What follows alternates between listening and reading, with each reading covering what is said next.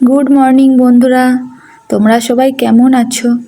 আশা করছি সবাই ভালো আছো, আর আমিও খুব ভালো আছি। আজকের দিনটা শুরু হয়েছে বৃষ্টি দিয়ে। এখন বাজে সকাল 7টা। জানালা খুলেই দেখি বৃষ্টি। বৃষ্টির শব্দে আজ ঘুম ভাঙল। বৃষ্টি দিনের সৌন্দর্যকে অনেকটাই বাড়িয়ে দেয়, তাই না বন্ধুরা? জানালা দিয়ে বৃষ্টি দেখতেও খুব ভালো লাগে।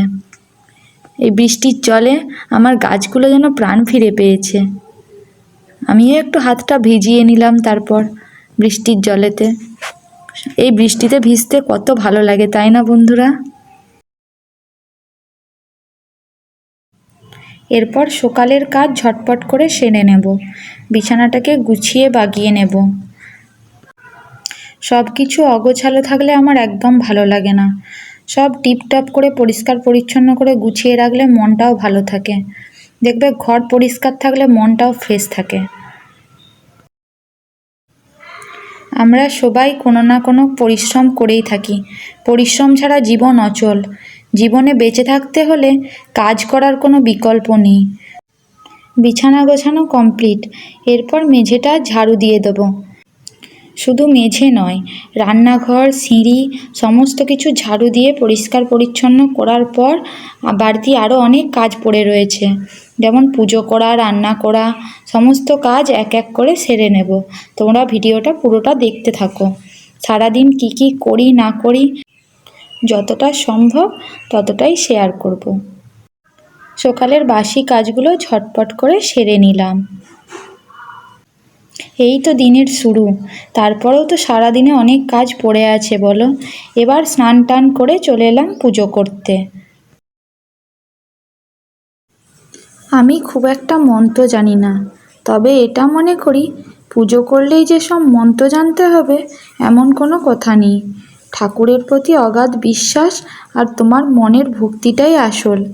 এমন না যে তোমাকে পুজো করতে গেলেই বড় বড় মন্ত্রোচ্চারণ মন্ত্রপাঠ করতেই হবে।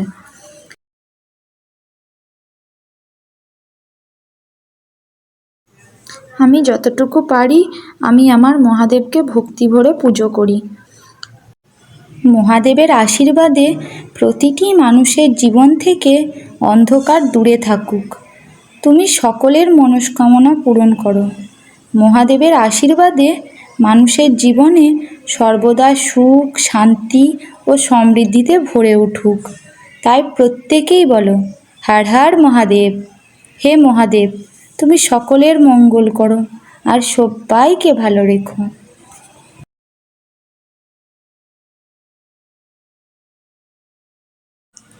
এবার আমার পুজো প্রায় শেষের দিকে।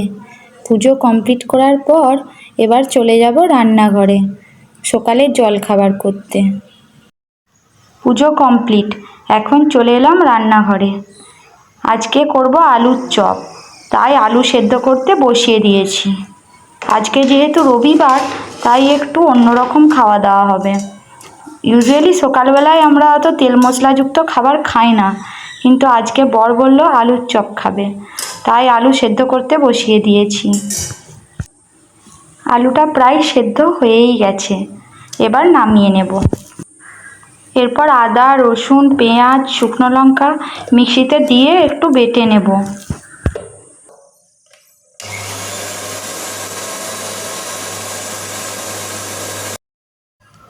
পেস্ট করা হয়ে গেছে।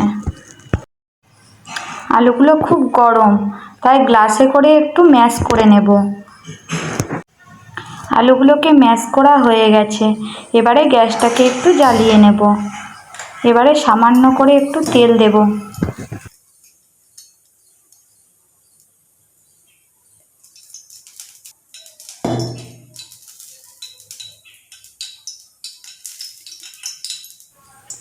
তেল দেওয়ার পর দুটো শুকনো লঙ্কাকে তেলের মধ্যে দিয়ে দেব। এরপর ওই শুকনো লঙ্কাটাকে আলুটার মধ্যে নিয়ে নেব, আর ওই তেলটাও একটু আলুর মধ্যে নেব।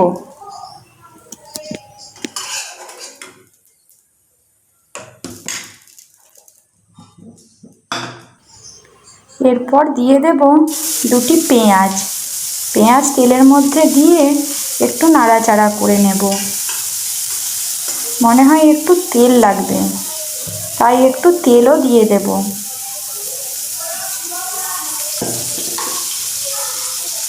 তেল দিয়ে আবার একটু নাড়াচাড়া করব, দিয়ে পেঁয়াজগুলোকে একটু লাল লাল করে ভেজে নেব।